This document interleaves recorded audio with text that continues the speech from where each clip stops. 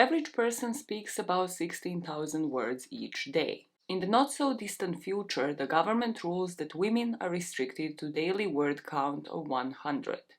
They are banned from holding jobs, reading, or writing, with a counter being strapped on the wrists of newborn girls. What would you do to get things back to normal? To make the future better for your girls and all the girls around the world. The counter on her wrist resets itself at midnight. Her daughter Sylvia's would do the same. Her boys don't wear counters. Her daughter still attends school, learning about simple accounting for households, basic math that will help her manage the funds for the groceries, and that evening at the kitchen table, your husband Peter will ask the right question that will simply result in the daughter nodding or shaking her head instead of just using words to answer any questions. While the conversation is happening at the kitchen table, Mila is wondering if the boys, her oldest son who is 16 and her twins who are 11 years old, are teasing their sister Sylvia who is only 6, asking her open-ended questions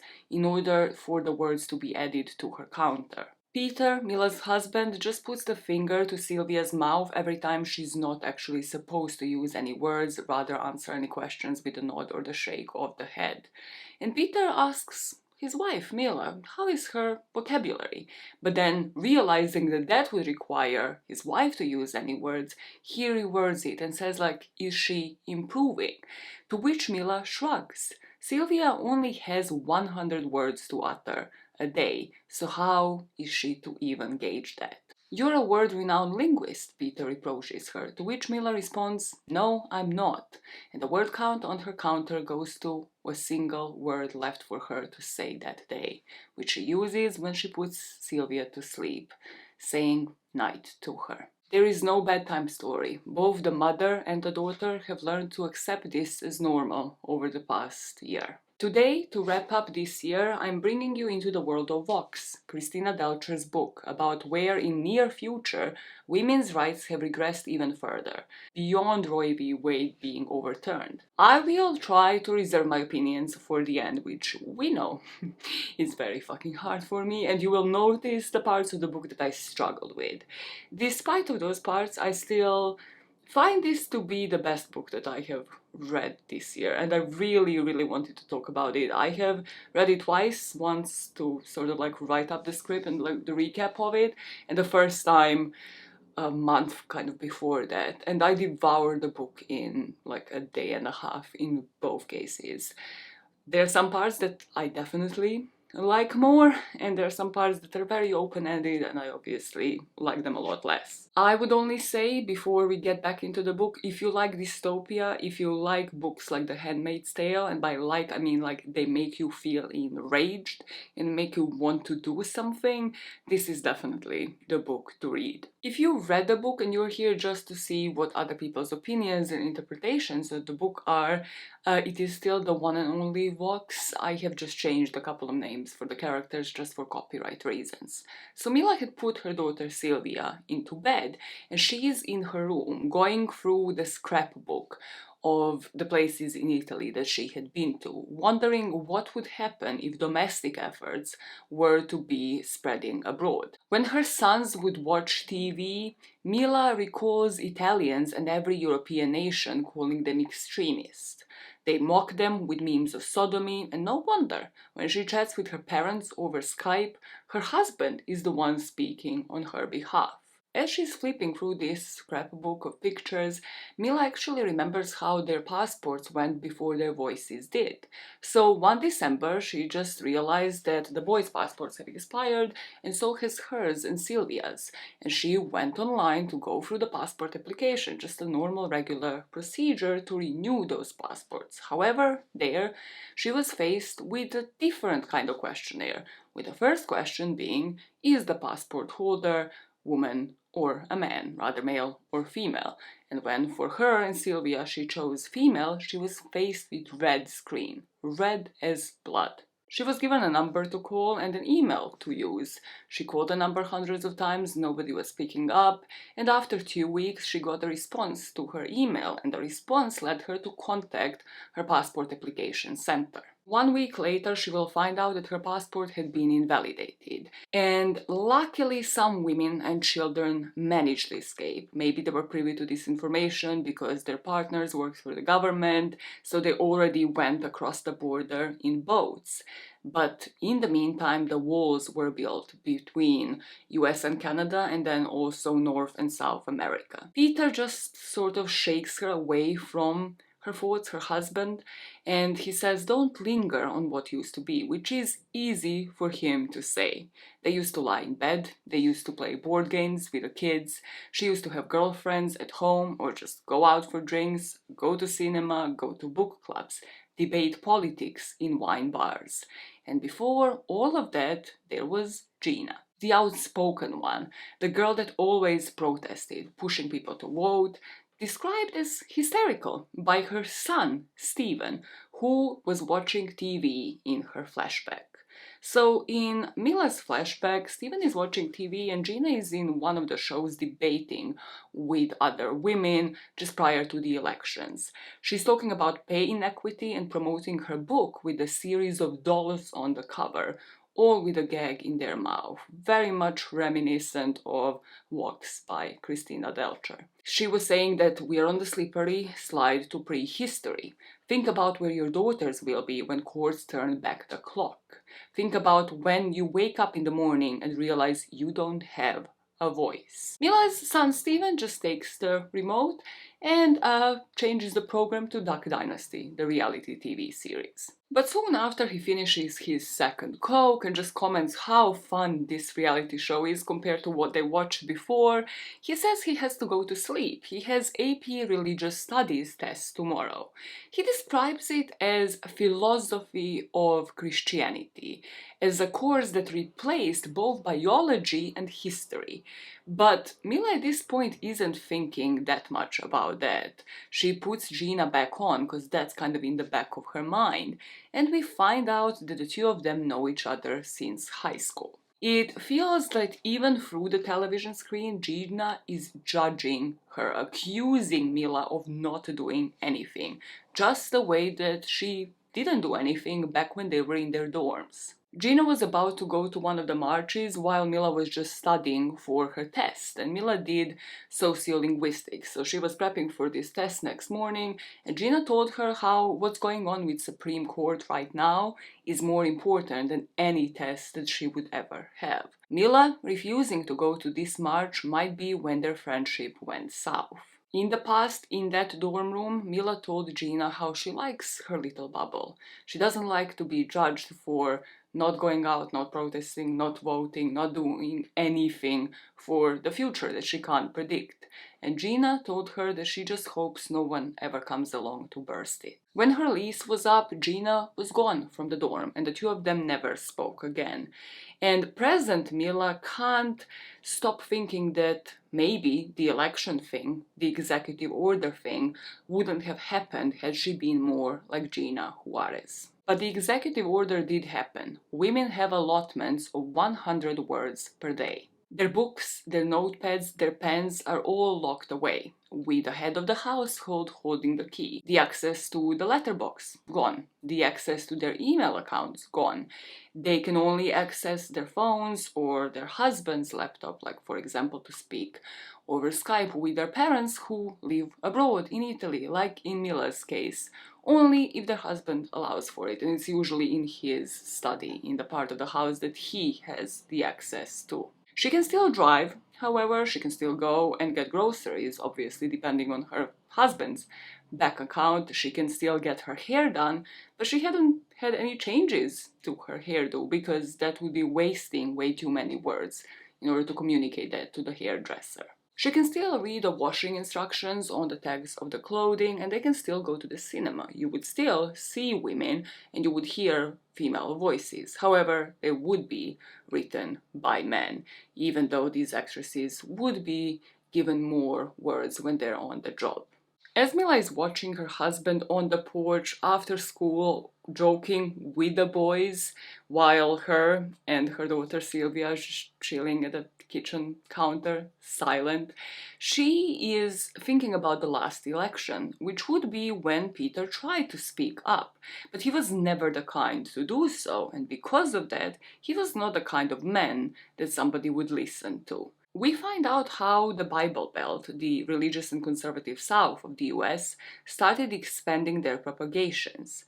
Women like Gina did see this coming. Suddenly, the whole country was leaning to the candidates with quote unquote country's best interest at heart. After the midterms, those best interests at heart started becoming clear. They're going into the 90s. After elections, more into 70s. But it was much worse. Gina would say that they went more like into 1890s and 1870s. Gina might have seen this coming, but Mila did not. And you can't protest what you can't see coming. And these guys, they ambushed them and had it all prepared. Once a plan was in place, everything can happen overnight. Peter is feeling frisky tonight. The kids are asleep, and even though Mila was never the one to talk much during sex, it still feels different. You are left feeling when reading this scene of the two of them having sex, like thinking whether she is consenting, because he knows that she doesn't have any words left on the tracker. She can't say yes, she can't say no, because he will realize soon what happens if she was to go over the word limit of the day. So no whispers can be exchanged. Would she be happier if he shared her silence? She's just caught into so many thoughts as just this act between the husband and the wife is happening. So Peter notices that and asks her what is wrong, and she kind of kisses him to just talk her way through this in the only way that she can. After having sex that she couldn't consent to, she thinks of a conversation she once had with her gynecologist on like whether the gynecologist actually can switch off and think about sex not in like scientific terms, not sort of like in the technical terms as if like she's on the job. And that is exactly what actually the gynecologist did during medical schools, because it kind of like helped her prep for the tests. But now she said, once she had this conversation with Mila, that she actually enjoys it. So Mila is thinking, does she enjoy it? Or does she hate her husband just a little bit? And those are her last thoughts before she dozes off. She's woken up to the screams, and the first thing she notices is her husband here is still fast asleep. And sarcastically, the first thought that comes to her groggy mind is, well, someone has to carry the load of extra work that cancelling half of the workforce had created. But then chills go down her spine because the screams are coming from her daughter's bedroom that is like the furthest away from hers, saying, "Mommy, don't let them get me," on repeat. And Mila in this case has no idea what time it is. She has no idea if the counters have reset, if it's after midnight. So she just rushes to the room to cover her daughter's mouth, just wondering like how many words had she said. It's 11:30 p.m., so it's still the same day. She has no words left for the rest of the hour. And Peter has now woken up, the boys have woken up, everybody's sort of at this doorstep to the daughter's room, trying to pacify her. If she speaks with her hand over her daughter's mouth, her daughter will share the same shock that she is to endure. So Peter comes into the room saying like, Dad is here to make it all right, and the boys are all awake, calming her down, while Mila just watches and listens, reminding herself she doesn't hate her sons. She doesn't hate the men. They weren't the ones to put her in this position where she can't even speak to calm her daughter down out of her nightmares. As her father and her brothers are putting her to bed and calming her down, Mila goes to the kitchen. She finds some grappa and she waits for midnight while sipping on it. And that moment, just as the clock turns to 12, she heads onto the back porch and starts screaming at the top of her lungs.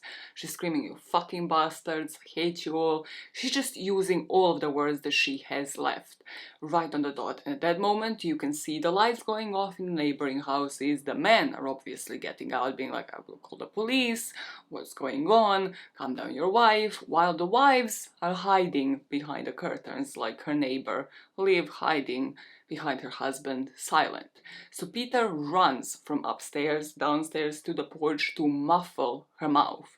If Mila is to utter another word, he's going to absorb the shock that the counter is going to produce with her. The next morning comes around and Sylvia is the one to judge her, and it pains Mila because she would always make sure to have enough words left to tell her kids that she loves them as she's putting them on the bus. But this morning she can't do that. The postman greets her, like right after she sends her daughter to school, but she points to her wrist to tell him like she doesn't have any words left. And of course, the postman is a he, and sort of like she kind of points towards like, yeah, possibly even taking the letters, like the normal thing that you would do if you were to see like postman walk, so that he can go back into the van, continue doing his thing. But of course, this can't be done because as a woman, she doesn't have the access to the mailbox. He has to physically put the letters in there. Before he leaves, she notices that he turns to her and blinks very slowly 3 times. And at this point, we kind of think that this might be a code for something, but we still don't know what for. Now, Mila looks over to the other side as the postman gets out of her parkway, and she sees her neighbor Liv with a scarf on to her drive towards the church.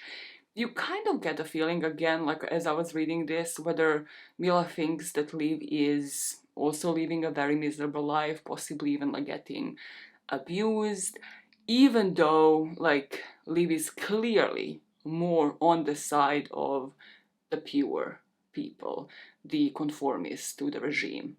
As we go back in time to the second mention of the fundamentals of modern Christian philosophy, Stephen had that test, right, that he was prepping for and going to sleep early for. So Mila goes through his book to find chapters like In Search of a Natural Order in Modern Family, that had sentences like Head of every man is Christ, head of every woman is a man.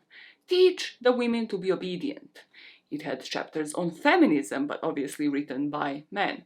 Giving advice for men on teaching their wives to respect them, children to respect their parents. To Mila, everything that she was reading here screamed of extreme right fundamentalism. But Stephen, who is 16, was all for these tips, all for gardening, cooking chapters in this book when it was first mentioned.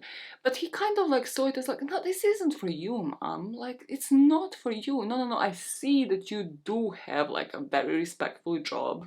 It isn't all women. This is for those women who just get out of the house to get some kind of identity. Yeah, I'm all for them learning how to cook and be housewives, but like, you deserve to have your own job. Some women just don't. In Stephen's eyes, the book is right, because again, he says like, no, the book says, mom, like men and women are built differently. If you were to go to the gym, you would never have the same amount of muscle that I do. You would never have the biceps like this. And he actually reads this next line to her from the book. Woman has no call to the ballot, but lives in a sphere of her own. She is the guardian of the home. Her role as angel of the home is the holiest and queen-like assignment to mortals. So he's like, mom, you see, you're a queen. To which Miller responds, I wish you dropped it. Like, why can't you just drop these stupid-ass subjects? But he says he can't, because he needs AP credits for college.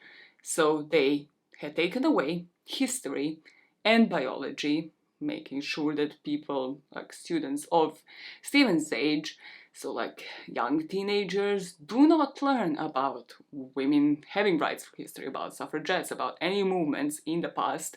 And this is how they did it, making it compulsory for students to take subjects like these in order to make it to college. By making subjects like these compulsory, men are taught how to regress women's rights and take away their words and opinions.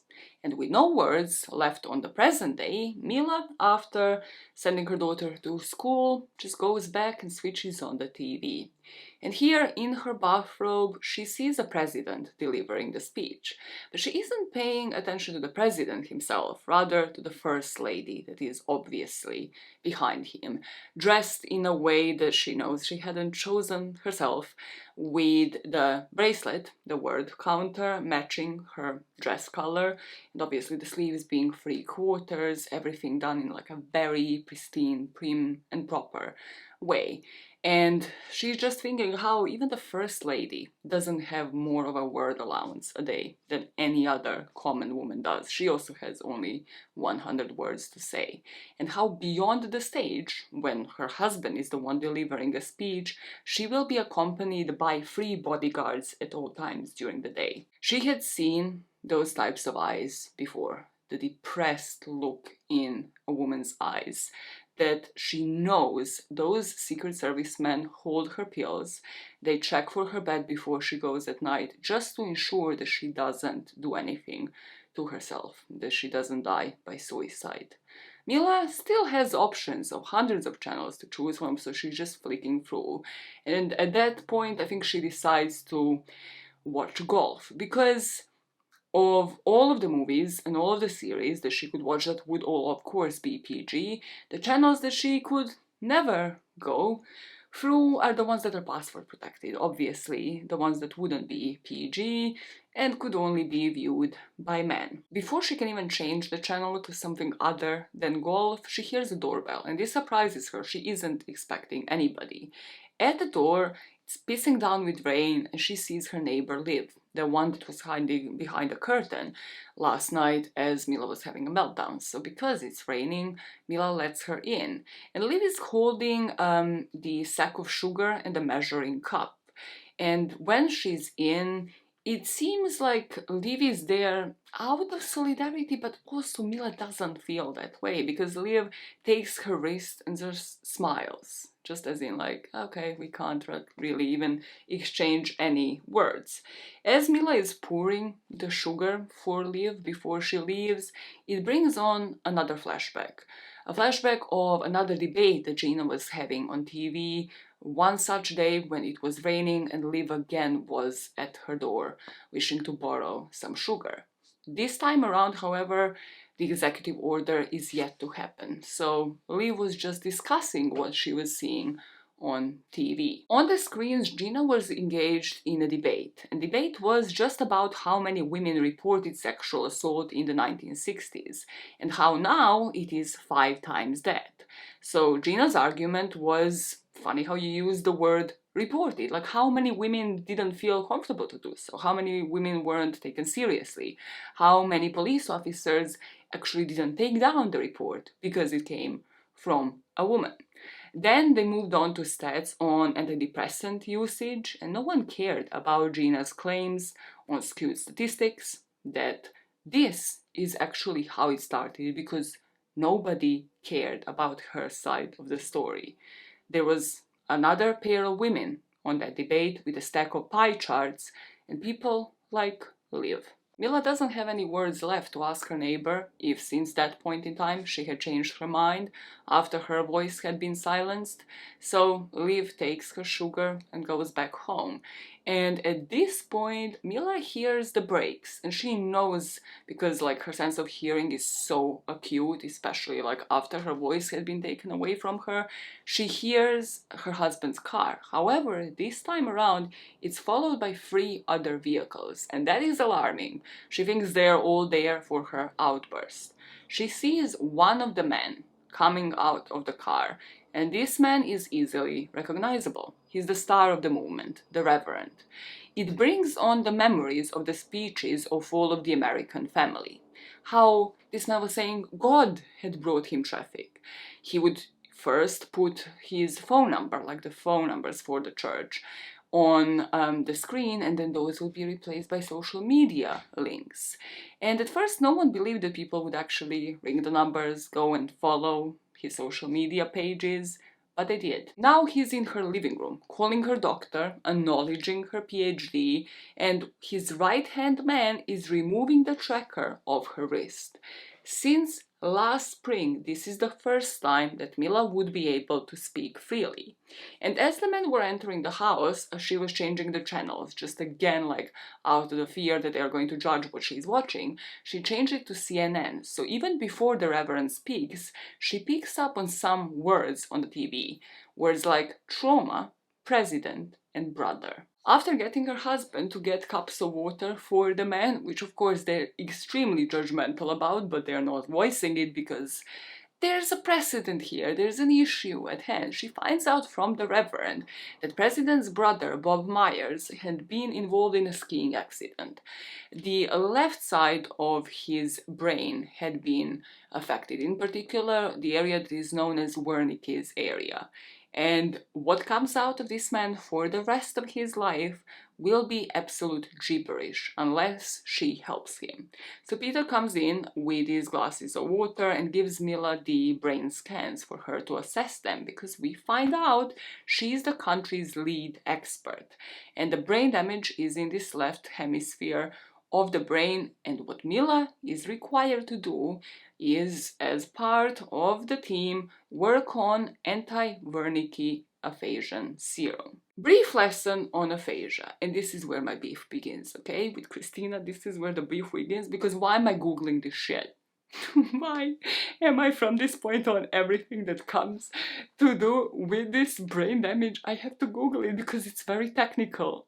It's a fictional book. Girl, why is this so technical? So, aphasia is a language disorder that's caused by damage in a specific area of the brain that controls language expression and comprehension. So what President's brother here in the book has is even more specific because it affects the Wernicke's part of the brain that is named so after like the German guy that again looked into it first. I don't know, I didn't look that deep into it. It's the area that's responsible for language comprehension.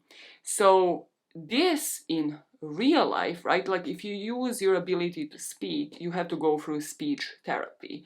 In this world, however, in the fictional world of walks, this is cured by a serum that Mila has to work on. So they go through the "We'd like you on our team," so does everybody else, you know, the whole Nelly Furtado song, except she's not part of the team. She knows what this entails. For the duration of the project, she will have the counter of her wrist. However, right as she's done, as the president's brother is back on his feet, just back speaking fluently, the thing goes right back on and there are no changes made. Bearing that in mind, Mila is trying to suss out the situation of like, okay, what is in it for me and everybody else really, because you clearly need scientists like this. You clearly need this part of the workforce that actually, yes, has the talent, has the degrees on projects like this, you know, saving lives. And what she learns is that her personally, she is going to get a bonus, right? So she will be paid and then will get a bonus if she finds the cure in 90 days. And from the Reverend, for the first time ever, because this isn't something that she would hear him say on TV, she learns that the quota will actually be increased in the future. And that Reverend's hope is like people is just going to settle into this rhythm. Like, the bracelets will not even be necessary, and Mila is extremely triggered by this word bracelet, because they're not fashion statements. She remembers the day that she was told that the men are going to be coming to install the cameras. So the cameras, from what I gauged, are installed at the back and the front of the house, just for everybody to monitor the mailboxes, and also something that isn't like very clear, to monitor the sign language, so that women are really restricted to 100 days, because if they were to be signing, that would defeat the whole purpose of the regime. This would also be the day when they would lock the books and would offer the choice of colors for her and Sylvia, the colors for the quote-unquote bracelets. There were only 5 colors at the time, and the advice was, yes, choose pink for your girl. So Mila did the opposite and she chose red for defiance. They would then come to everyone's house and lock even the alphabet books away. So even for somebody like Sylvia not to be able to learn how to read or write. She didn't believe it at first. She's like, yep, this just, again, looks like a tracker, looks like a smartwatch that I have just replaced my Apple Watch for. Until she defied it. She went over 100 words and she was shocked and knocked out flat in front of the whole family. What she learned since is that the pain increases with every infraction. So for every 10 words after that, the charge increases by 10 microcoulombs and then 10 microcoulombs, so on and so on. Again, by Googling, I think this is a fake unit. So sitting in front of the Reverend here in her own living room, she's thinking, does she have a choice? And she asks him that. She remembers when Peter went through the AP religion book that Stephen was studying from, and when, she was having the argument with her son about him dropping the course. How Peter said that it's not really that bad after literally not reading it and just flipping through the pages, remembering that this is the exact moment when she started hating him. She started hating her husband. She doesn't have to do this for her husband. She doesn't have to jump on board on this project that she technically will never feel as part of for her 3 sons. She will do it for Sylvia. The men leave fully believing that Mila is on board of this project, so they leave without her tracker being on her wrist. So she first starts negotiating this with Peter, because we learned that Peter works as president's science advisor. So she wants him to negotiate some deal for her, to ask the president to get the colleague that Mila used to work with, called Ling, on the project with her, and also for Sylvia's counter to be taken off completely. The kids come back from school, and the first dinner back seems like the challenge. Like, all of the boys, but especially Sylvia, are looking at her like as in like, why can she suddenly talk freely?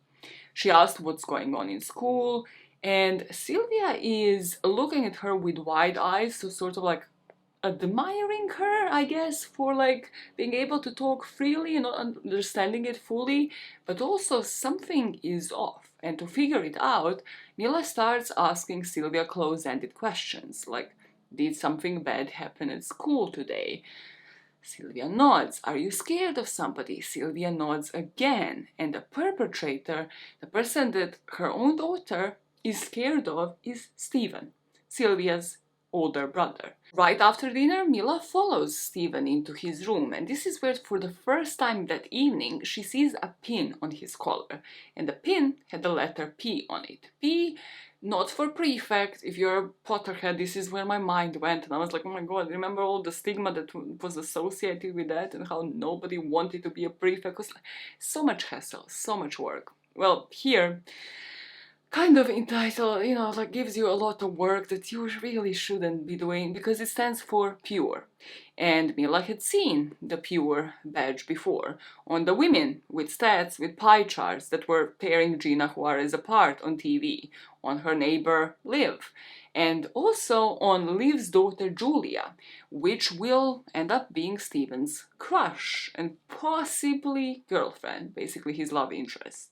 You have to earn them, Mom, Stephen says to her, and she asks him, like, okay, how do you earn them? Now tell me more about how do you earn a pure badge. He got recruited. They needed people, they needed boys to go from the only boys' schools to do rounds, basically, in girls' schools, to show them what happens when you go over the word count, or rather, as he puts it, how the bracelets work. By the way, he tells Mila, I wouldn't encourage my sister to pick sign language up. Signing defeats the purpose of what we are trying to do here.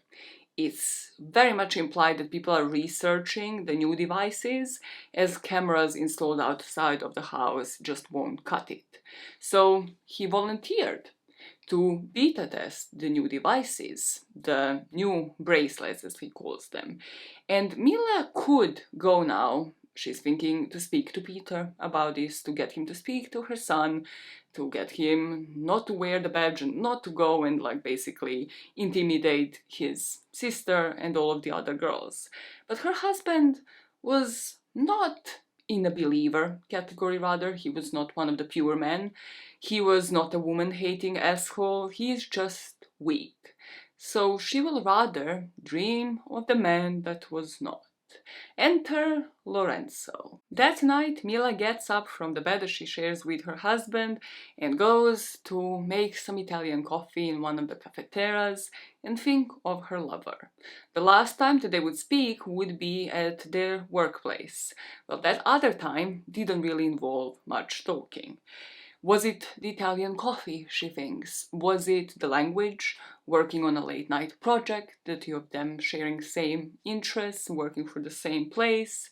The affair would begin regardless at Lorenzo's office, and the secret cottage that they would go to do the deed at would become the oasis of love. 2 months ago, actually, so after the executive order, after her voice had been taken, she risked everything for love when kids were at school. She went into a supermarket and she saw him in one of the aisles. He asked her to wait and they would go to the secret cottage for her to return before kids went back from school. She thinks of this man who occupies the pleasant part of her brain before she returns to bed. She knows nothing more can happen because Lorenzo is also probably back in Italy, safe from the world they're living in. The next day, the Reverend would actually make it public information that Mila will be back to work as the expert on the case, and that President's brother is going to be back to normal in no time. However, Mila now wants to negotiate more as the men are back at her house. She asks for her daughter's quota to be increased, and at first Reverend seems to be like thinking about it, be like, how about 150? How about 200 words per day? On average, like I have listened to interviews, right? I have to like put an interlude here because just try as an experiment to measure when you reach 100-word quota per day. Like even if you live by yourself, even if you like don't interact with that many people, like sometimes you will just utter a couple of words to yourself. If you have a pet, you will most probably reach that word count by like even before lunchtime, just by chatting to a pet, like having a work meeting, things like that that you don't even like think about. It's just so unbelievable that like, oh yeah, I will raise the word quota to like by about 50 words. That still does nothing. It does absolutely nothing when the average word count is about 15 to 20k words a day. Back into the Mila's living room from that sideline, as she's trying to negotiate, well, the Reverend actually mentions if she doesn't accept, if she goes against them this time around after they made the whole public statement, they're actually releasing the new trackers. Here, she just has to become a beta tester for one because he has one right there. So swear words now take 10 words off the counter. If she was to say any of the swear words, she has 10 words less to utter during the day. Plus, of course, they have to read a whole script into a microphone. Now, these devices are equipped with a mic as well, and this will not count towards the word quota for the day, which you're like, yeah, this is great. However, you're then faced with a script that sounds very much like indoctrination. So he gets her to read it out in her own living room in front of him. The script goes something like this. I believe that men were created in the glory of God and that women are the glory of the man. You get the gist. She just lost her voice for the second time. And with further radicalization for grown-ups, they had plans for the kids too. Mila is about to find out as her daughter comes back from school. So picking her up from the bus stop, her daughter who still has 100 words a day, doesn't seem to be that ready to talk to her mom or just share anything that she had learned from school. She also notices that Sylvia has chocolate around her mouth, as if she had been given something like ice cream or chocolate at school. And at the kitchen counter, Sylvia points to her device, to her torture tracker, saying lowest. Her daughter had spoken 3 words the whole day. She had also returned home with a letter, directed obviously to the head of the household, Peter, as the Medal of Honor. The letter would inform the head of the family of the rebrand, if you wish, the pure girls' school, where they would have daily contests. The girl with the lowest word count of the day would get ice cream as a prize. And then at the end of the month, they would do the tally of the counts, and the winner, the girl with the lowest amount of words spoken for the whole month, is going to get an age-appropriate gift. So for girls of Sylvia's age, it would be a doll. For those over 16, it would be makeup. So they're trading voices for shit, Mila says, and just like that, 10 words go off her counter. Peter is, however, home with another letter, and this is a letter from the president.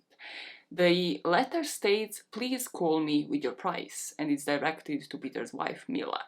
So before she makes the call, obviously she's looking at her counter, like how many words does she have, and she thinks of what she wants to say. And just like that, Sylvia rushes into the room with a drawing. She drew like a normal, as much as it can be normal in this type of world, drawing of her family, like portrayal of the family. Everybody is accurately depicted, meaning that 2 women in the household have their bracelets on. However, Mom is smaller than anybody else. Mila is the smallest person in this picture. So with the torture device still on, Mila calls the president, using all of the words that she had for that day. She wants hers and Sylvia's counter removed. She wants her daughter excused from school so that she can homeschool her. And she wants Ling, her ex-co-worker, on the project full time. Peter answers the return call and she's got a deal. As she's waiting for the bracelets to be removed, Mila has another flashback of refusing to vote, with semester coming to an end and Gina and her still being friends, but really the friendship dwindling at this point. She also starts dating Peter at this time around, and we find out that Gina didn't have a nice opinion on Peter, that actually she thought he was a safe and quiet option. She called him a pussy. Mila remembers why guys never cared for Gina and why Gina never cared for the guys. Because, like, at this point, when they went to, like, one of the school parties, Gina actually tried to kiss her. Tried to kiss her friend Mila when she was drunk. And at this very moment, Mila is thinking, where did she end up? Where did Gina end up? Because gays didn't have any options. It was either being sent to conversion therapy or to camps where they're to slave themselves day and night, only for them at night to return to cells and to be placed with another gay of the opposite sex. So here Gina would be placed with a gay man, and the idea there that the Reverend had is that, well, they'll get the idea soon enough for the 2 of them to start engaging in a straight relationship, and that would be the only way out for somebody like this, because on these camps, on these farms, them slaving themselves, their counters are set to 0. They cannot speak, and with them engaging, possibly faking a straight relationship, they might get the prize of having 100 words a day and possibility of one day living a normal life. The emphasis on the normal here being said in a very sarcastic way. One of the last gestures of Gina's was to hand Mila a book, very much like Vox, and Mila saying that this would never happen, with Gina replying, "Easy to say that now." The Reverend's men come back, and Sylvia didn't take the counter being taken off her wrist well, because she was pissed. She would have won the contest tomorrow for the lowest word count. That evening at the dinner table, Stephen is not even noticing that, like, his sister is freely speaking, that his mom is freely speaking, because he's so obsessed at telling the family about this government grant that they're introducing, where a man is to get a government job and 10K grant if they're to get married by the age of 18. Mila obviously starts protesting, and he says it's not your choice. The dads are the one to sign off on this decision. And of course, Julia, his crush in this case, right, has no say either, because what kind of discussions are they going to have as teenagers, 16 years of age? And also, what discussions are they going to have when she has 100 words a day to utter? For Mila, this is just one other example of how the government managed to introduce this regime by offering incentives before the teenagers can even make rational decisions, with women's opinions being completely irrelevant. So, getting ready for the office next morning, Mila has another flashback of her and Lorenzo just trying to keep their hands off each other, as he tells her how they isolated the protein. They already had a cure for the Wernicke aphasia, for the condition the president's brother has, is the whole gist that you need to know here, right? So Lorenzo knows it, Ling knows it, the co-worker that is going to be working on the project with them, and Mila knows it, but nobody else had to. Back in the office, Mila knows that everybody is going to be monitoring her every move, but she just doesn't care. Enter Ling, a dual PhD holder, asking her to get a good coffee at Lorenzo's office. And at this point, Mila is losing it because she thought he might be back in Italy, but he's not. He's there. He's going to be working on the project with all of them. So before she goes into Lorenzo's office, however, she has to run to the toilet because she's sick. She starts vomiting, and she thinks to herself, as she cleans up, she's never sick. The last time that she was sick, she was pregnant, and her and her husband really haven't been doing it much until that last time where you were like, oh, is this even consensual? So if the math is right, this baby is not his. Again, quick summary of all of that. And what she's even wondering isn't whose child this might be, rather if it's another girl. Is the tracker going to be snapped on her wrist right as she's born? Ling takes her back to Lorenzo's office, and she knows about the affair, we're going to learn soon enough, and warns her about the adultery wagon, because there are rules about many things in this new world, and obviously the rules on fucking. If anyone knew that she was having an affair for 2 years, or even if she was to have slept with somebody else outside of her marriage even once, she would be handed over to a convent on national television with a daily word maximum of 0 if someone called in an infraction. As for the pregnancy, she knows that the Reverend would definitely make an example out of her, because she remembers 2 months ago when the two of them, Lorenzo and her, met at the supermarket, and he told her to meet him at the alley for them to basically drive away to the cottage where they used to meet up. They did it without condoms, clearly, because she is pregnant. However, they did it without condoms because condoms are very hard to get with this new regime. They don't just sell them behind the counter. Rather, now they sell bibs and sippy cups and, diapers, everything for the babies. Because Bible Belt spread is not about the contraception. You can't really get condoms in shops. The last resort for you to actually get contraception would be if you were a guy, so you really can't get them if you're a woman, because if you're a woman, you can only sleep with your husband, and then it's encouraged to have as many kids as possible.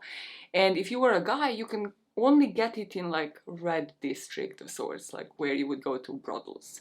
So if she is to get discovered for engaging in adultery, in an affair, either she will end up in a convent or a sex club, basically selling her body.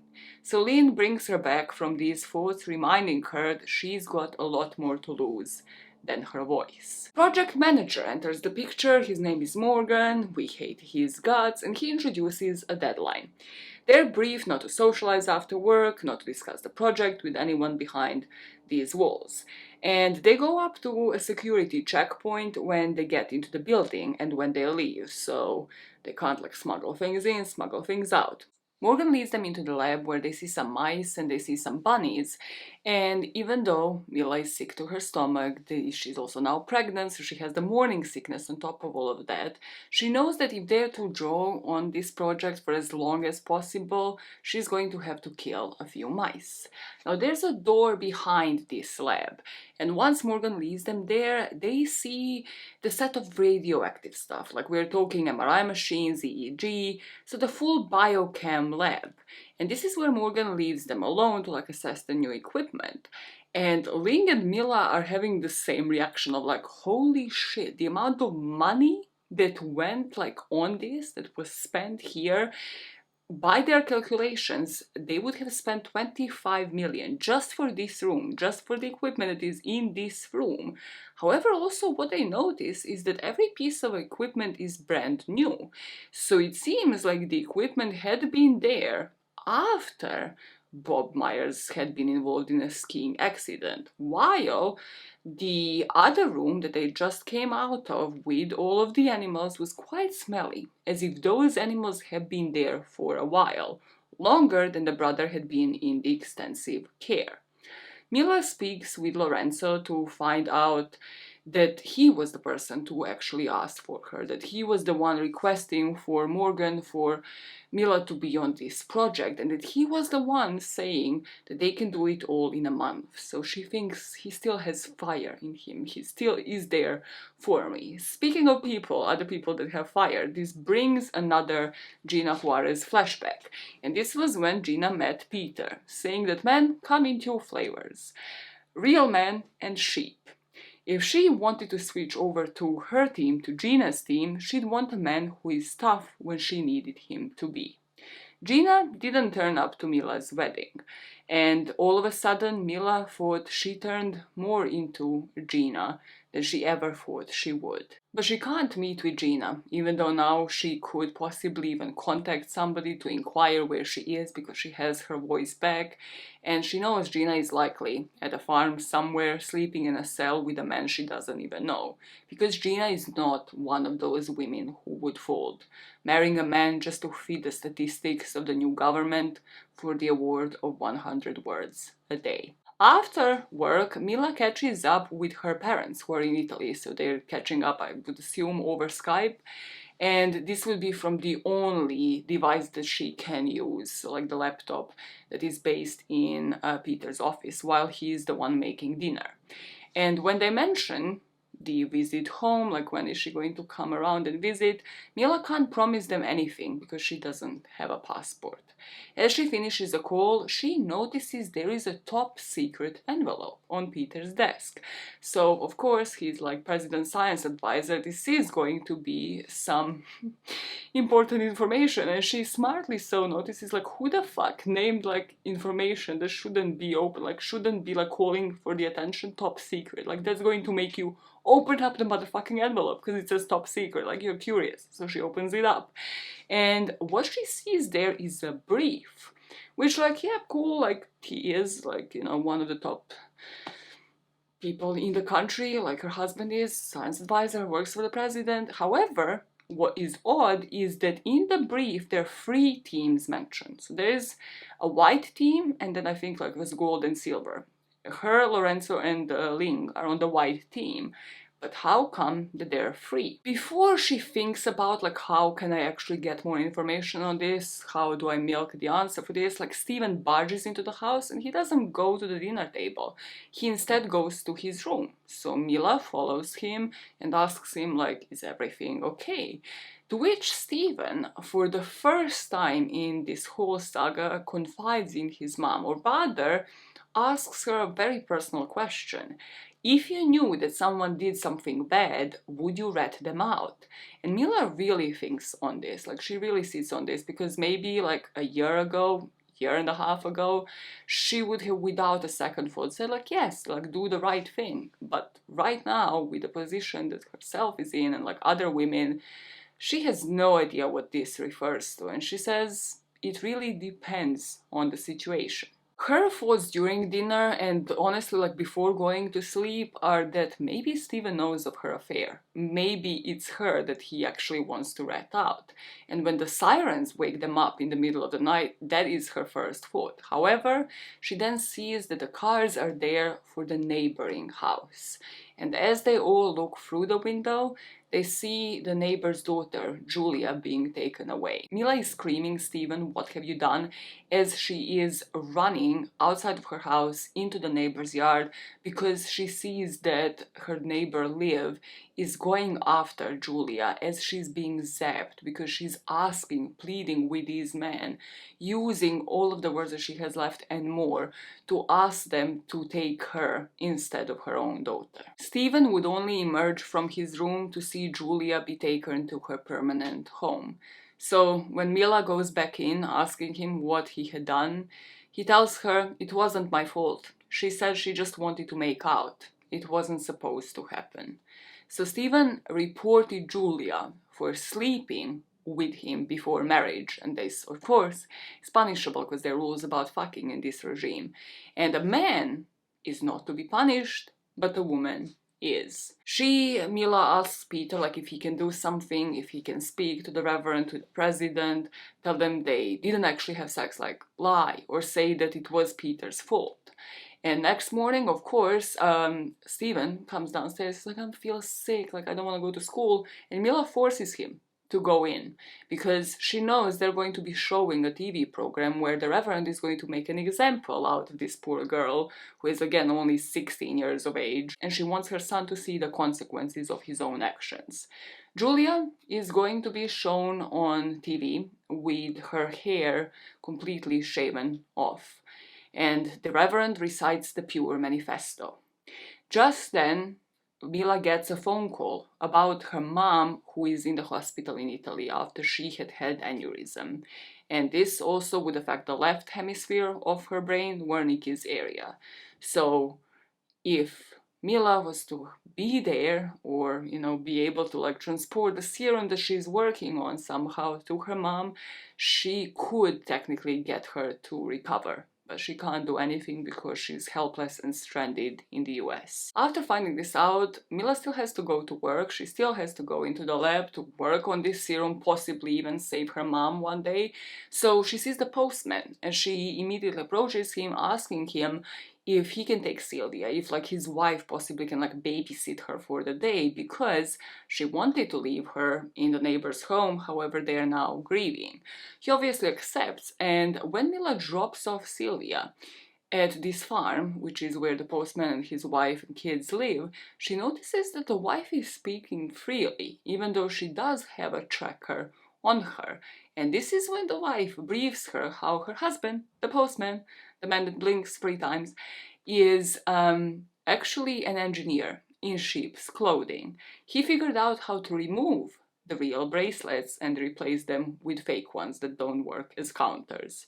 So the stables on this farm are an engineering lab. And she kind of points out to her how marriages between whites and blacks are not the same, and how long is it going to take the Reverend to realize white women are different from black women. They had to do something. Her husband is the errand boy for the resistance, and finally Mila feels like she has somebody in her corner. So she drops her daughter off and she knows she's in safe hands because these people are clearly on her side. And at this point, before work, she goes to gynecologist, which is where she finds out exactly what she thought she would, that the child has been conceived about 8 weeks ago, which would make it Lorenzo's kid, and that it would be a nice Christmas present because the birth will happen like roughly around Christmas.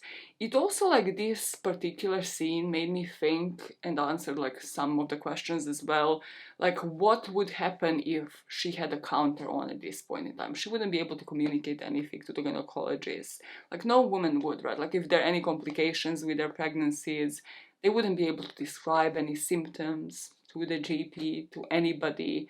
It's just like, I think the book does exceptionally well in answering all the questions that you have on the tracker. Kind of like the opinions were not left for the final parts, because like so many things in this book I just found like extremely impressive. Like every question I had was just immediately answered.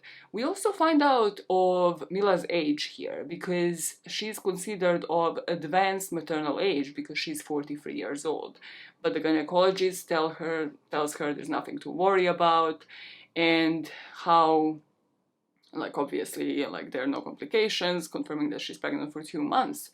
And this makes her think like abortion is not an option, and not because she's pregnant for 2 months. Like, technically she could still abort, but it's not even because of the laws of the country, but more of because the way women are. No one would want a girl. So of course abortions are not going to be legally allowed. No one would want to put a word tracker on a 3-month-old, but she might have to.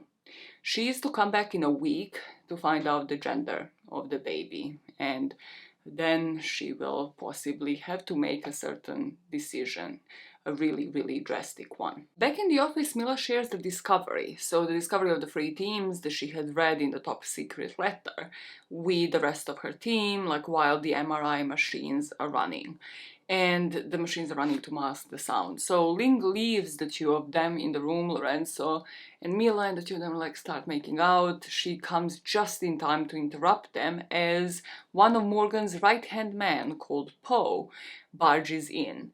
So Poe, follows them, directs them to Morgan's office, and this is when they're in the elevators and like seeing the key cards that he has against the ones that they have, they realize they only have the access to certain rooms with their card keys. Morgan tells Mila off for being late, and he kind of goes into this whole spiel of like, you see, this is why the old way didn't work, where women used to work. This is why women in the 50s had their house and their cars, they took care of the kids, it was all done in the way that it was supposed to go. They didn't have these issues like childcare and period cramps. And this brings another memory of Mila's of how after the order was made, right after the election, even those who didn't have the marching boots ready were ready to protest, but how it was too late. Like even her husband Peter would tell her to skip some of the marches because again of her role and like her job position in the country, and because he heard in the office that men planned to shut her up. Now, obviously, at this point, she didn't think that it was possible to shut up half of the workforce. The workforce couldn't be cut in half. They can't shut up possibly half of the population. So she tells Morgan she's going to work over the weekend and trial the serum on the first test subject, or the first human test subjects, next week.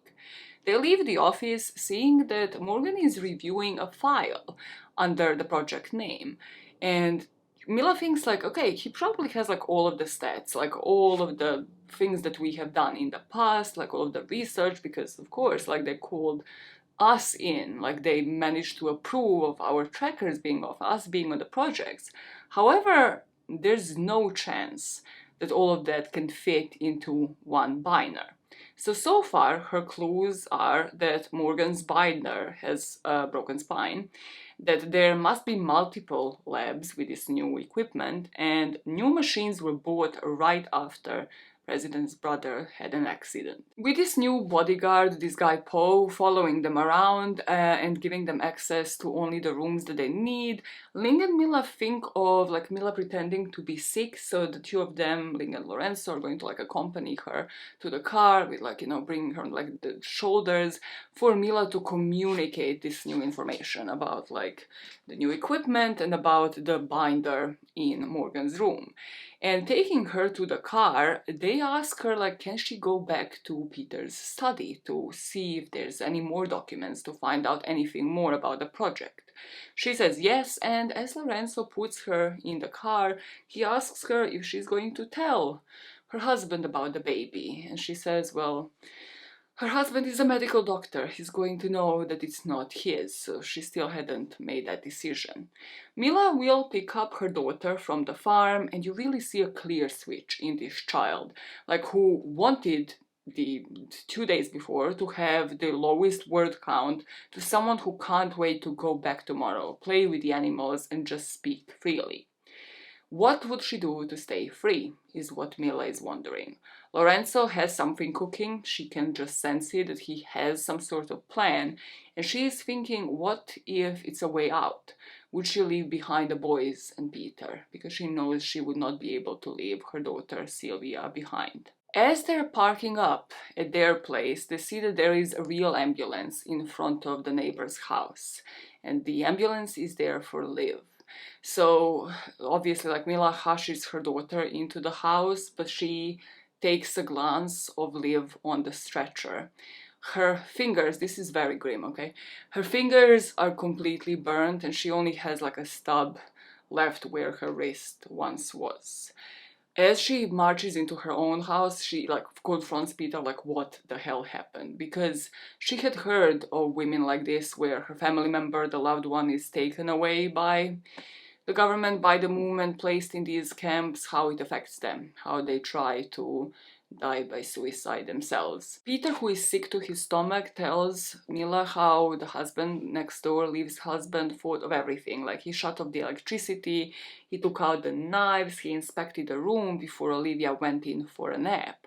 However, what she managed to do once she was in her room, when her husband was in the garage, she found a dictaphone.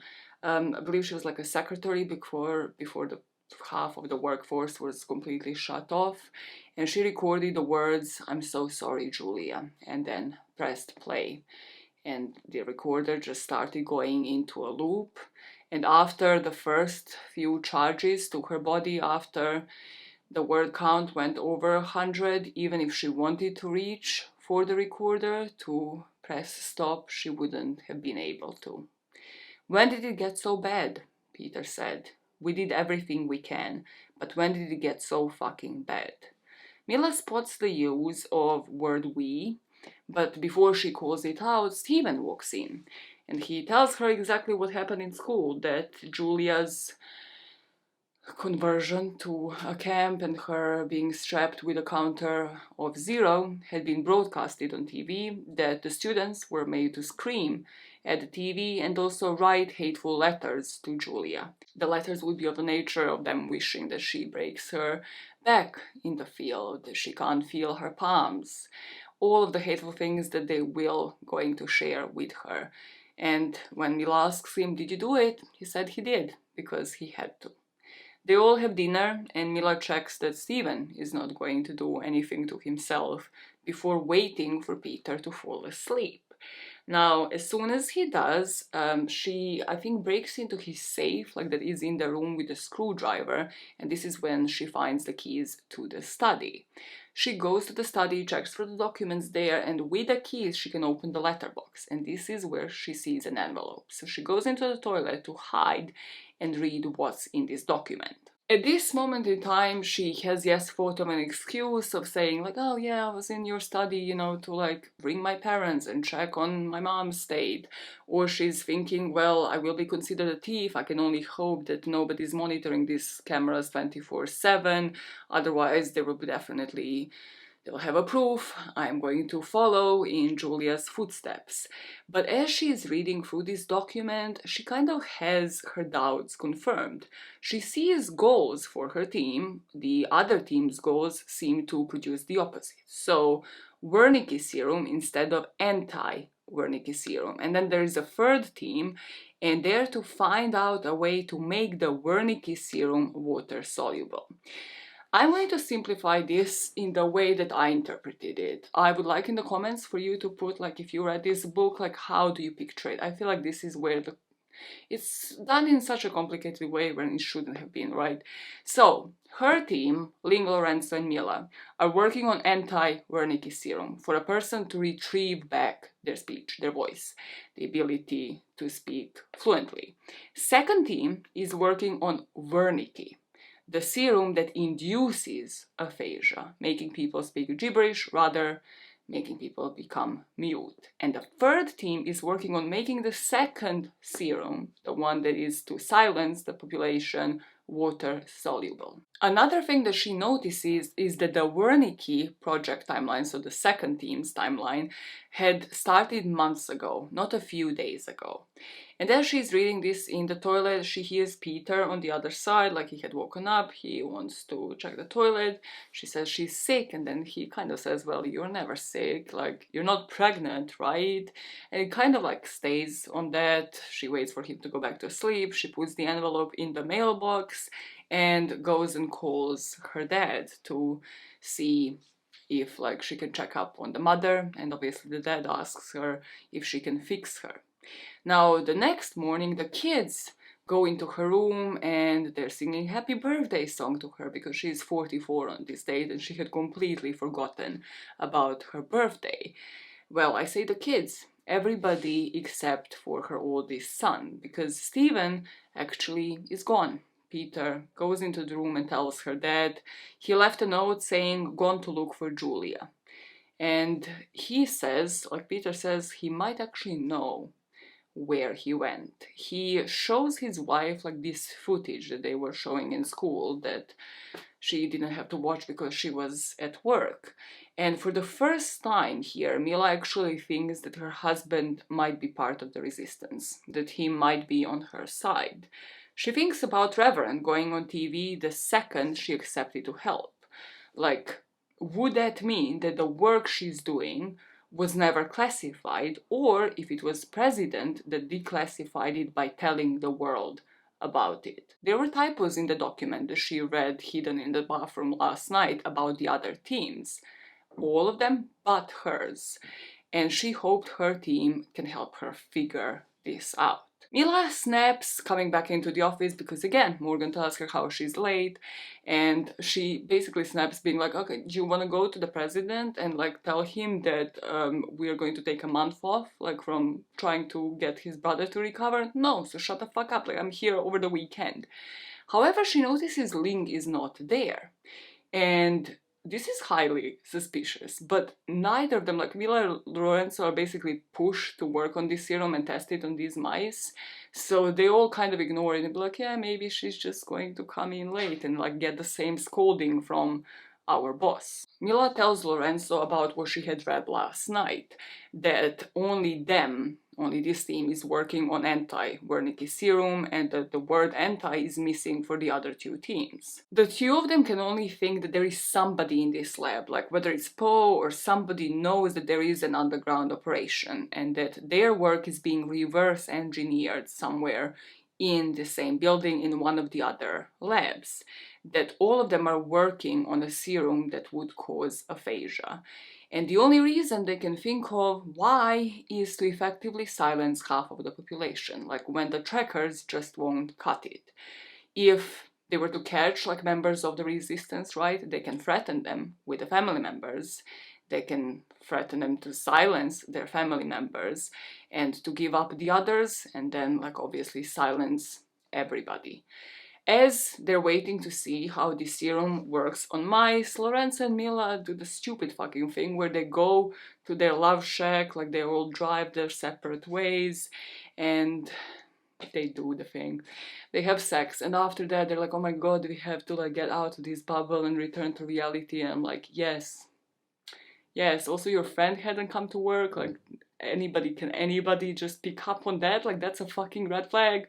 Your friend just didn't come to work while she clearly should have. So Mila asks Lorenzo for him to bring the serum, right? Like once they have it, once it's tested on mice and they realize it works, they test it on the real like human subject, to bring it to Italy for her mom before everything goes to shit. And after this, Lorenzo just hands her the envelope with some passports in it. And the passport has Mila's picture on it, but somebody else's name. The name is Gloria something, and she asks like, oh, who is this? And it's the name of his ex-wife who died years ago. We don't find out shit about Lorenzo's life here. We just move on from this.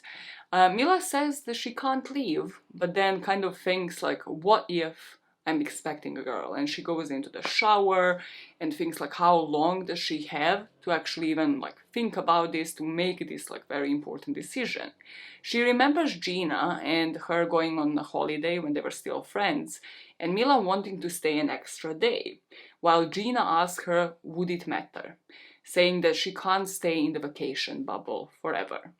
Her fault didn't start signing up for this project, but 2 decades ago, when she first refused to vote. They have another hour left before they have to return to the lab, like once the mice have processed the serum. Fuck knows. Anyways, they have like an hour and they're ruminating on if Lorenzo could take a baby, if the baby is a girl, right? And the decision is made. If it's a girl, Mila is going to go with him. And I think her plan is to take just Sylvia, and if this baby is a girl, take this girl as well.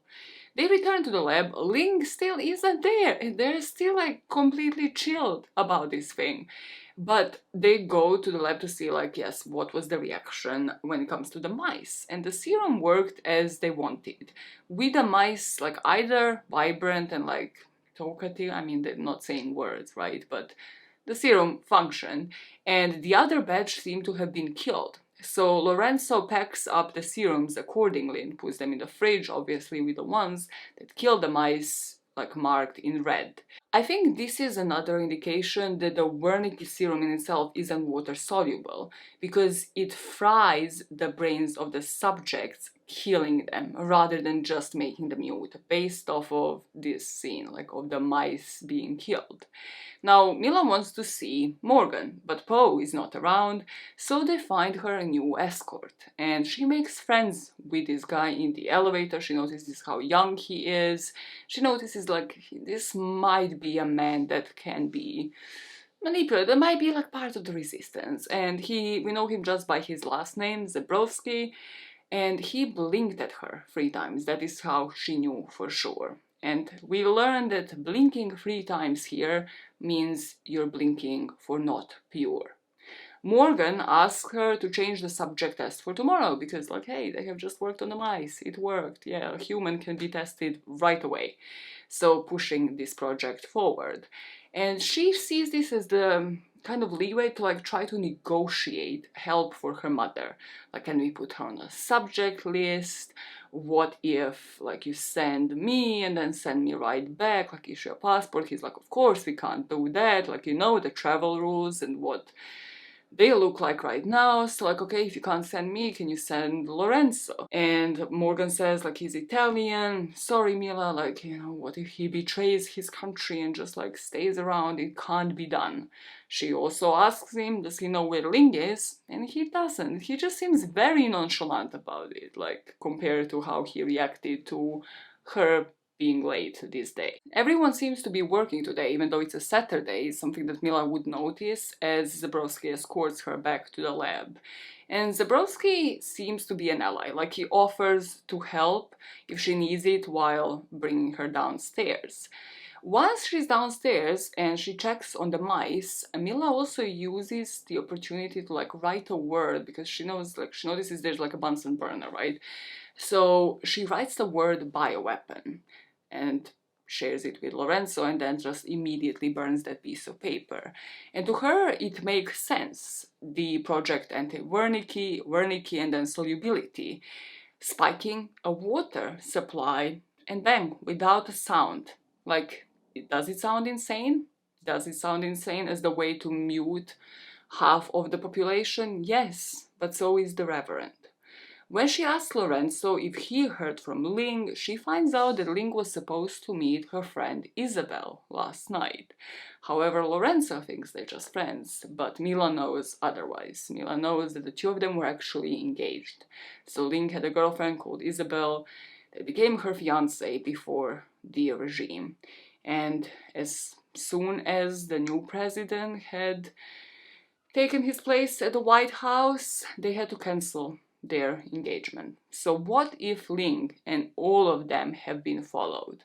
By this point, Ling might be on a farm somewhere herself. Back home that evening, Peter faces her because he knows that she had been in his study and he's not buying into like her story. He basically offers her a beer and gets her to come outside on the porch with him. This is where he will share a story about a guy that worked for the resistance. And before he died, he asked Peter if he is as pure as the rest of them.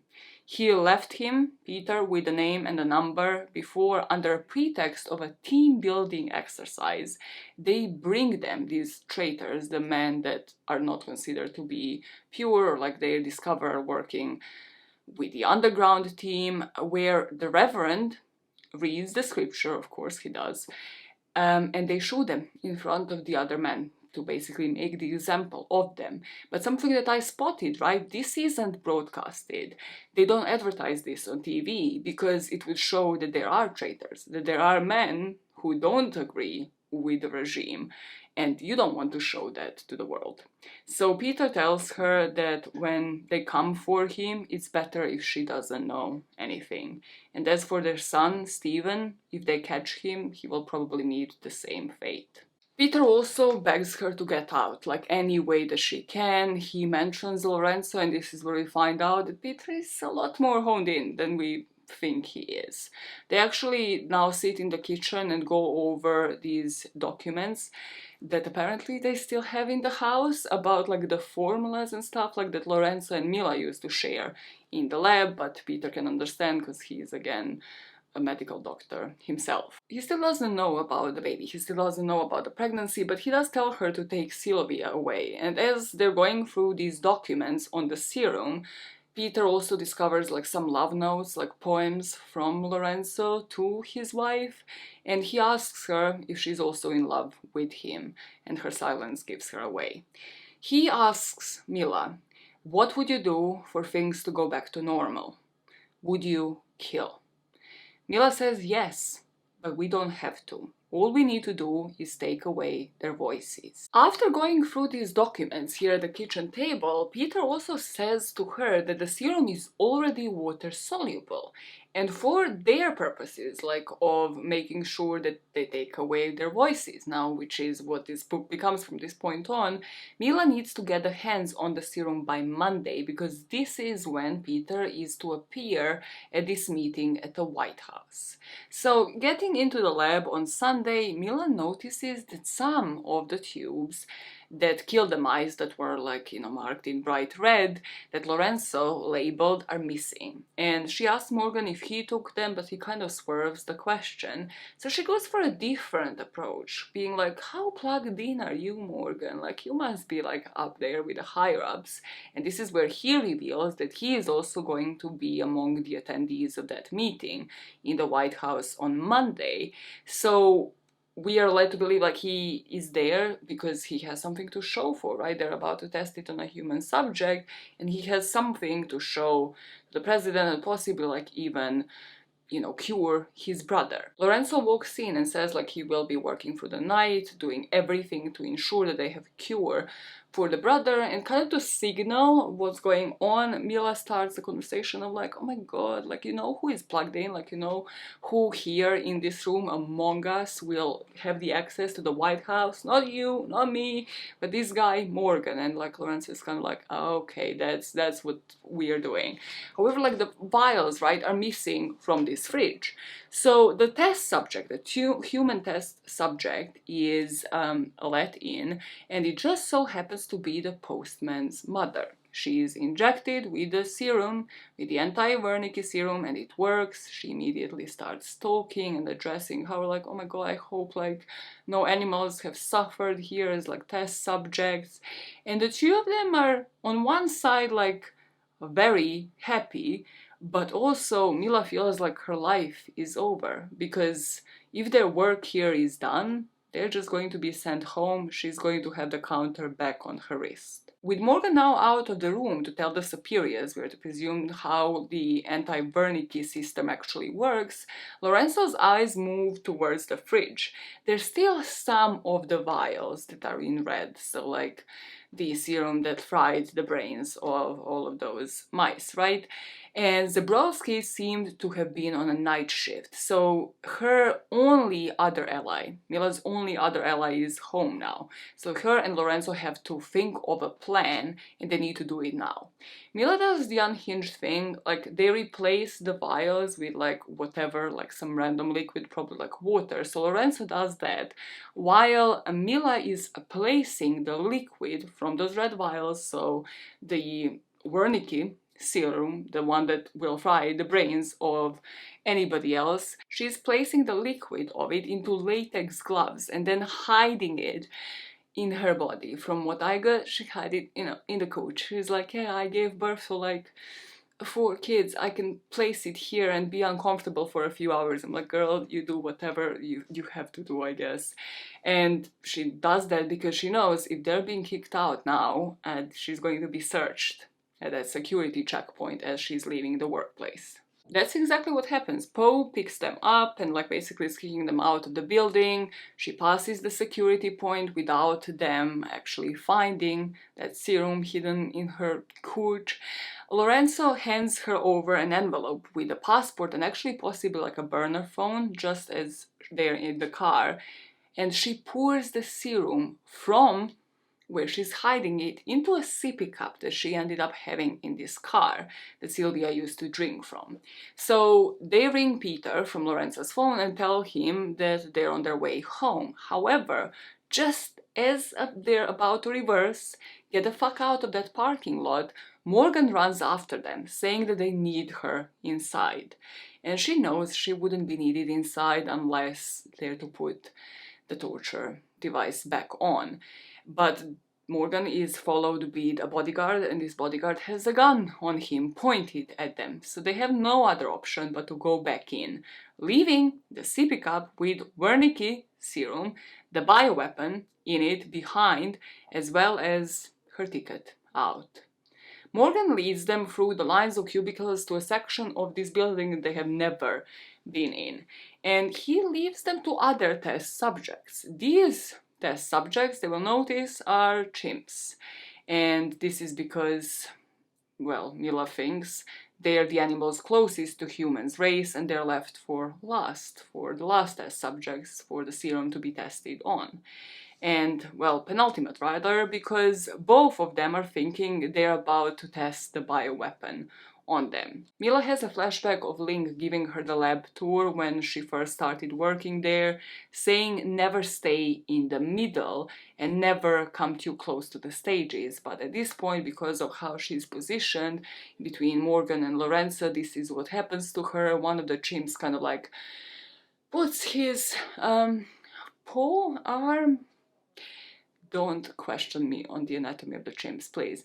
He like grabs her by the hair and a guard that was there shoots, and he just shot one of the chimps. Morgan is pissed as fuck that like he just shot one of the test subjects instead of like her, I guess. She's pissed off about that. They have the first aid kit. They basically like heal that wound. I don't know why any of this was necessary for the book, because after that they go back to that cubicle section, and this is where Morgan puts them on another project because it appears they are not done as of yet. He actually says to them in simple terms they have the anti-Wernicke serum. Now he wants the same thing but different. So Lorenzo is like the complete opposite. Neuroprotein that induces Wernicke aphasia. And he doesn't give them any explanations, so Lorenzo asks him, what did they promise you, Morgan? To which he says, just give me what I want. Both of them say no, to which then now he points to the bodyguard and asks them to show Lorenzo and Mila what is in room 1. Maybe that will actually motivate them to end up producing this serum that is now doing the complete opposite, this bioweapon, until the end of the night. Once they're brought inside of room 1, they will be faced with 3 women. Gina will not be the way that Mila remembers her. Her skin is grey and everything apart from her palms that look like fresh meat from a year of labor. Ling and Isabel are the other 2 women. Morgan caught them making out in a car. He's saying like fucking dykes, and then he obviously imprisoned them to hold all 3 of these women above this people's heads to get them to produce the serum that is technically going to mute half of the population. He is there with a soldier that has the gun pointed at them, but they have something over him, the formula for the serum, because he doesn't have the notes. They have to go back to work, the clock is ticking, and they have 18 hours before that White House meeting, which now it seems like Morgan has to show up with something else for the Reverend and the people there. Not just like to save the brother, but also to think of how to deploy the whole bioweapon onto the women, like the half of the workforce, the half of the population. With a promise to Gina that she will do everything she can, everything she should have done, they leave and go back to the array of married men, because this is something they noticed with the first round to the cubicle, that every man had a ring on the left ring finger. Is that where you have it in the US? Anyways, it's different in different countries, right? They notice that the men are married, and possibly thinking like, how many of them have children? Neither of these men is volunteering, meaning that we can use this against them. As they enter this lab, TV there shows the Reverend narrating the speech. Mila didn't know what to expect. Anybody on TV but her own son. We don't see what happens to Stephen off the screen, and Morgan tells them they're not going home that night, that nobody is leaving. There are beds somewhere on the premises, on like 5th floor or wherever, but that neither of them is leaving until he has something to show for at the White House. About a few hours in, Lorenzo whispers to Mila, however, saying that the serum is done. No one else seems to notice, but Lorenzo and Mila have the first subject for the bioweapon in mind. The hitch is that this serum is not water-soluble. It has to be administered through the skin. From what I got, it's intracranial, so like lobotomy style manner. I don't know, don't ask me why. Don't ask me why this part was so overly complicated, right? But the plan is put into action. Mila is to go to the main desk, because now Zabrowski will be back for the night shift, that ally guard that they have on their side, and she is to make a phone call to her husband and basically to signal to him what's happening, because now she also believes that Peter is on their side. Obviously, she can't make a phone call herself. She has to leave notes for Zabrowski to communicate to Peter, and the instructions that he is to relay are to pick up the car from the parking lot, because she's not coming home that evening, to get Sylvia the sippy cup. She would have a meltdown if she is to go home without it. And she knows that's a code, as Sylvia is 6 years old, and she clearly doesn't need a liquid that is inside of the sippy cup for Peter to know that that is what he can use to like disarm anybody, inject anybody with, fry their brains, and possibly like even bring it into the White House meeting, right? And after the call, she blinks to Zabrowski 3 times, just sort of to confirm he is on her side. Before she heads to the elevator to go back to Lorenzo and work on this serum, Zabrowski and Mila exchange a couple of words. He asks her, because she is a scientist, what is going to happen to his little girl, because Zabrowski has a girl who is about 1 year old. She's not talking because of the regime. Will she grow up to be secluded and miserable, and can she help? And Mila responds that as an expert, she can tell him that the kids have only a few years until their brains don't function, but she better go to work. So now with this kind of in the back of his head, like my own child is going to be just completely mute for the rest of her life, like completely live in misery, he accompanies her back to the lab. And at this lab, where 3/4 of the men have PhDs, they just need to turn them against Morgan and use this new ally in their favor. Because the men have been working around the clock for the whole week and it's now Sunday, they somehow manage to convince them to go and get some rest. And during that night shift, Mila also goes to do some light reading on the subject to figure out how to, like, I don't know, deploy this serum. And she also gets like 2 hours of sleep. And this is when Lorenzo and Zebrowski put a plan into action.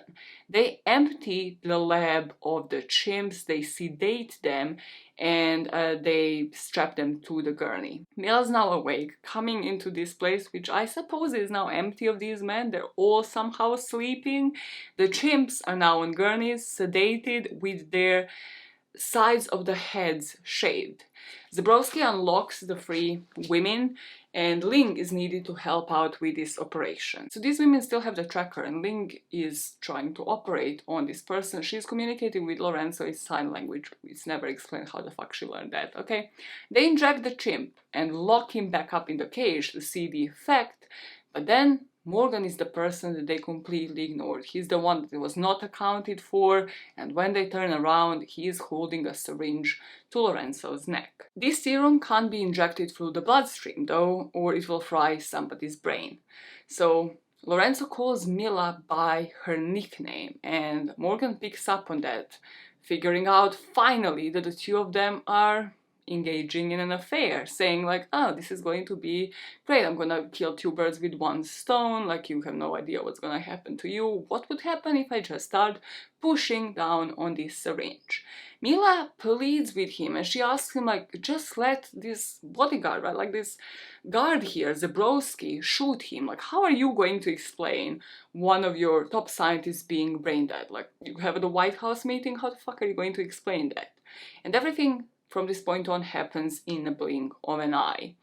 Zebrowski shows up at the door, and because Mila is unsure who he's going to shoot, with Morgan giving him the order to shoot somebody, she directs his weapon and the shot is fired.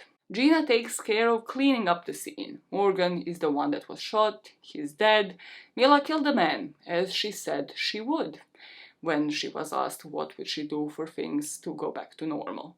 Ling gives them the lab coat so they cover up like the blood from their body, but they get discovered. Poe is there and he takes the gun from Zebrowski, putting them all kind of like in a single file as if they were in school, and taking them away. He leads them to a room in this building, and this is where they see Steven. Obviously, like, Mila kind of falls into his arms, they hug, and Poe gives them 3 black trackers. These are fake trackers, just for them to get out of the building. It's 2 a.m., they're told to stay quiet, and once out, they get to the back of the van. Poe waves the envelope with the presidential seal to the guards at the entrance to let them out, and the van in front is manned by the postman and his wife, so it seems like they're safe. Gina, Ling, and Isabel have their bracelets off with the help of the wife, and the first thing that Gina says is, holy fuck, that was worse than the meditation retreat I went to years ago. They tell them about how they freed Steven by disarming the guards, like probably frying their brains, by injecting them with a sippy cup bioweapon. I don't know how much of their bioweapon was there, we don't really know. They make it to the postman's house, and this is where Peter is waiting for them. We speed up to the early morning. Peter kisses them all goodbye, and he is driving away with a single vial in his briefcase as he's headed to the White House meeting. One of the participants to that meeting would be the president, the other one would be his brother, who is recovered from aphasia, and another one is the Reverend. I put here, okay, a side note on the brother. Either the plot is that he was already injected with the anti-Wernicke serum after it was tested on the lady subject, like the postman's mother, or nothing was wrong with him and the whole ski accident was just a ploy for the Reverend to have the top scientists working on the complete opposite, the bioweapon to silence half of the population. And I'm kind of leaning towards the latter option. Mila, as Peter is off to the White House, ends up calling the gynecologist to cancel off her appointment completely. She doesn't want to know the gender of the baby. Her mind is made up. She needs 6 passports, not 1. But some hours later, the car parks up, Poe runs out of it. Peter was shot escaping that White House meeting. And it seemed like he was shot by the guys on the roof of the White House, the ones that are always hidden. And when he took that bullet, he was smiling. We find out that they planned a funeral where we hear the women are talking among each other. The entire country is in the state of transition. TV had stayed quiet for the first few days. The storm is still to linger. Gina will take care of the movement, while for the time being Mila, the kids, and Lorenzo have to go. They find refuge in Canada while they wait on their actual passports. Women marched until their wrists and mouths were free. And the new president took reign. We find out that 25% of women are now in the Senate and the House. For now, Mila doesn't plan to get into politics. The kids are enjoying Italian air, and so is she. The end. I got thoughts, and let me first go through the issues that I took with this book, and you let me know about your opinions in the comments, and then I'll tell you what I loved personally about it. So if you thought I was the one rushing through that second part, I don't know, because I was on a word limit myself. No, once the thread of the project starts unraveling, the book is just plummeting. It's just everything is happening within a couple of lines without any further explanations. They're suddenly in the lab, there's an ally, there's chimps for whatever fucking reason. Things are happening where some of it is a filler, some of it is just left on a very open-ended note. And I personally didn't like about it. I didn't like not getting the answers to certain parts in that part of the book compared to all of the answers that I did get with the first part of it. The answers what happened during the White House meeting? Were the men poisoned? Was it by drinking water? I personally thought at some points during the book that Peter is going to sacrifice himself and that he is going to drink water so that he is not prosecuted. Apparently that's not what happened. Did Mila's mom get cured? How? How did they exactly even save Stephen before all of this for him to then appear at a lab? Because again, if there is a checkpoint, that means either more people are in on it, in on the resistance, they let him in, or they let him in so that he's killed and the anti-Wernicke serum is used on him with his mom in the bill. Listen, there's so many questions that I'm okay, what the fuck? But the future is one where I probably hold the most issues with. I also think this was done on purpose. The where do we go from here, right? Once the wrists and the voices were liberated, once everything is quote-unquote back to normal and the country is recovering, what is next?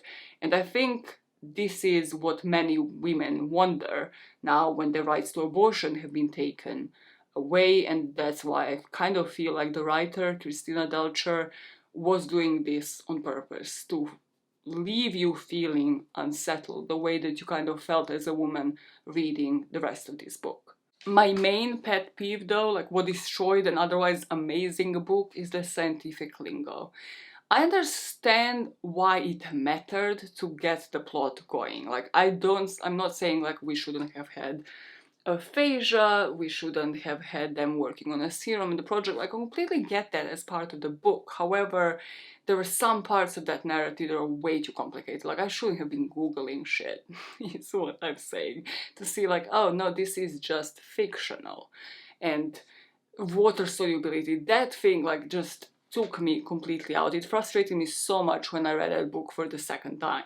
In my personal opinion, we could have still had the same plotline where, yes, both the mom and the president's brother have the left hemisphere of their brain affected. We could have just stuck to Wernicke and anti-Wernicke serum, so no third team, no water solubility plot, no plot of the chimps and insane amount of time spent on the test subjects. I don't really get why it was there. We could have still had a plot of the three women being held in a room, same amount of allies, and just I feel like it would have offered was such a smoother plotline in the second half of the book, having a lot more answers compared to questions on that front. I understand why the future of these women was left on an open-ended note. I don't get why this whole scientific thing was so prevalent when, again, a lot of it was fictional. The cure, the diagnosis, The treatment for it was all fictional, so why not simplify it in the first place?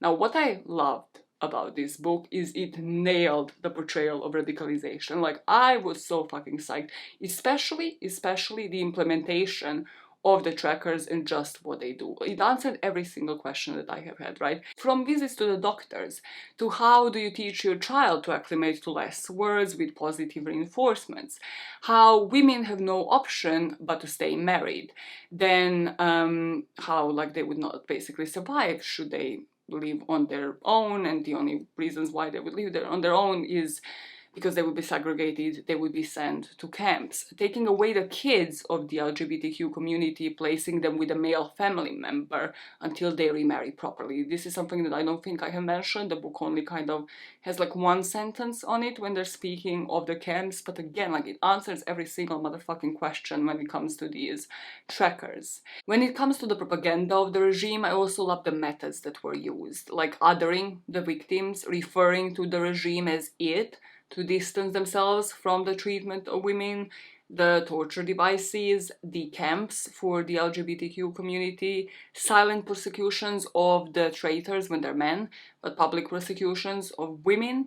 And the book intertwines the importance of voting without putting pressure on you as a reader to vote, rather making you think at what point is it too late to protest, to march, to fight for women's rights. You see how what you should pay close attention to is what's compulsory to learn about in schools. And I feel like there is a lack of representation on this particular thing from at least like the media, and it's kind of dystopian really, like media, whether it's fictional or based on real life that people put on. Like, and here this book did that so well. Like how they get the boys to demonstrate how trackers work in school, but also the whole plot line around the philosophy of Christianity, whatever the fuck the subject was called, how it's needed for college credits, and also how it replaced things like biology and history, kind of like letting the people not focus on the important events in the past, rather to focus on this or they will not go to college. Then the whole of the grant being introduced as an advancement and encouragement for boys to get married, for the women to completely just lose the right to opinions and thoughts. Finally, to get you to feel some type of way about the propaganda, we have different perceptions on the people in this universe. So we have Stephen, who is a good foil for his mother's character, constantly presenting the logic behind his radicalization in the eerily understandable way to some, to people who are already radicalized or to the pure men, quote unquote. Stephen is the character that we all know and could imagine talking to at a Christmas dinner or at a work event. In him, we see men who don't question the regime. They're just followers and fully stand by the ideology, despite seeing how his own mom and sister are treated. And we see the mom's point of view, trying not to hate men in her life, her sons and the man that she chose to marry.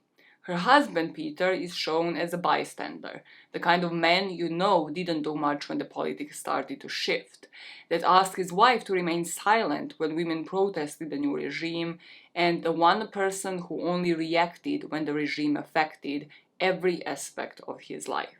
Then we have the added layer of the types of women in the regime, those who resisted, like Gina, and those who didn't like her, the blind followers like Liv, until again her daughter is taken away from her. Finally, in the realm of propaganda, we see it all through the eyes of her youngest daughter, Sylvia. She is a constant illustration of the pure movement's progress. We see, had she been a toddler, she would have had a tracker on her right away. How her progress is stunted and what happens once the ban on her ability to make opinions is lifted. Through her, we see how the government is using the reward method to further spread the pure movement and take away voices of young girls. Deploying these methods to drive the narrative, the book makes you feel this world on your own skin. making it all feel real. Beyond the laws on abortion, the glass ceiling in the workplace, the restrictions on our thoughts are already in place. Think word limits on social media platforms like Twitter, time constraints if you're creating a YouTube Shorts or a video on TikTok, substituting words with emojis as feature on many phones. So far, these constraints apply to all genders. Fictional questions from the book of how long will it take for the government to realize that men and women are not the same can be answered with real-life examples.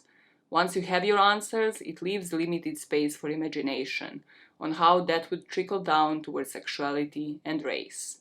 From one day to another, women can lose their voice. In the fictional world, this outcome led to us relying on men to have a say on us getting our voices back. Would they do the same in real life? And more importantly, what can each and every one of us do to make sure this is never our reality in the first place? And that is the story of Vox. Just to make the record gay, very, very gay and clear to everybody else, I love this book. I don't think you can say anything that maybe I haven't pointed out that will make me like it less. There are many flaws that, yeah, I have pointed out in the last timestamp in the final thoughts section of this video, and still I am very glad that this book was written.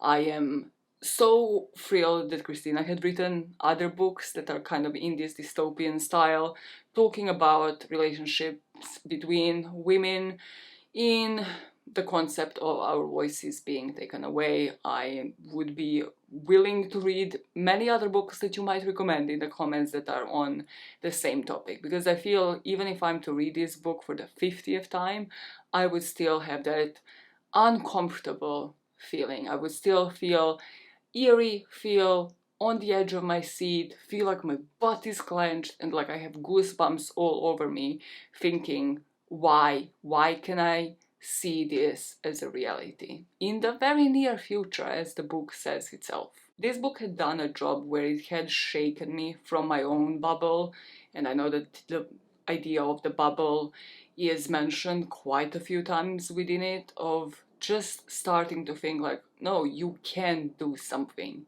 Each and every individual can do something, even yes, if they are a child or if they're a parent noticing, oh, my child is learning bullshit in this fucking school. What is this subject? Why is it changing the whole curriculum? Why is it changing what we are actually showing to kids? To then like parents, to men and women, people in different like political parties. Every single one of us can do their bit, and it's just up to us to like figure out what the hell is it that we need to do so that we are not just complete bystanders.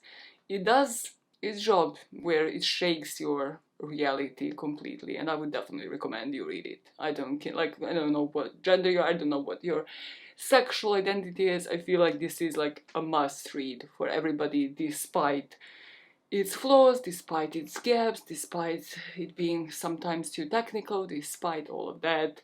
Read this motherfucking book. That is my message to you for the end of this year. As you know, I'm a bit in a limbo of time in terms of recording. So I'm recording this like beginning of August. My next video on the schedule, which like as you will see in this timeline, is all like gonna be in the past. So my next video is going to be on Stephen King's Misery. Well, the next one I'm recording, right? And then I will record the two-parters, if that makes sense, which I have planned in my head now, but I'm not going to reveal what they're going to be, just in case I don't actually like cover those stories for, yes, October and November. And that leaves only one video left for December to wrap this year up. And I'm dreading that one, because if I do it the way that I plan to do it, it's going to involve a lot of crying. So just prep for that. Just for mentally me saying goodbye, at least, to this channel, like temporarily, with shedding quite a lot of tears. Just, you know, get your tissues ready, don't watch it during PMS, or do, I am not the boss of you.